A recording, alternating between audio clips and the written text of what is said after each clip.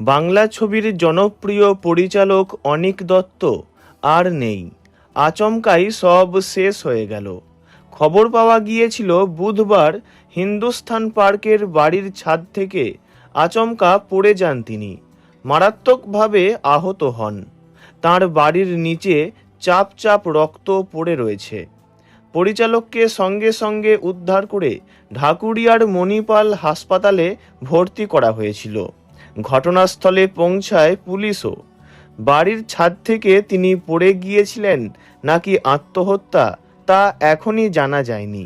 হাসপাতালে ভর্তির পরই অল্প কিছুক্ষণ তাঁর চিকিৎসা চলে, কিন্তু চোট ছিল গুরুতর, তাই আর বাঁচানো গেল না। অকালেই চলে গেলেন বাংলা ছবির খ্যাতনামা এই পরিচালক।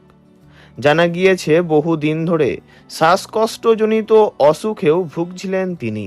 তাঁর স্ত্রী সন্ধি দত্ত জানান, একটি ঘটনা ঘটেছে, এই বিষয়ে এখনই কোনো মন্তব্য করবেন না, পরে সব কিছু জানাবেন তিনি।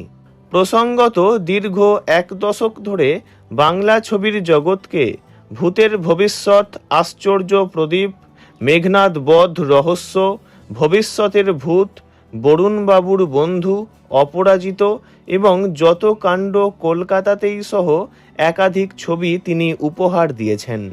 তাঁর এই মর্মান্তিক পরিণতি মেনে নিতে পারছেন না কেউই। সিনেমা জগতে নেমে এসেছে গভীর শোকের ছায়া। তাঁর এই অকালে চলে যাওয়া বাংলা ছবির জগতে এক অপূরণীয় ক্ষতি। পরপারে ভালো থাকুন পরিচালক অনীক দত্ত। ওনার বিদেহী আত্মার চির শান্তি কামনা করি। ভিডিওটি এইটুকুই। বিনোদন জগতের সব রকম খবরাখবর জানতে চ্যানেলটি অবশ্যই সাবস্ক্রাইব করবেন। ধন্যবাদ।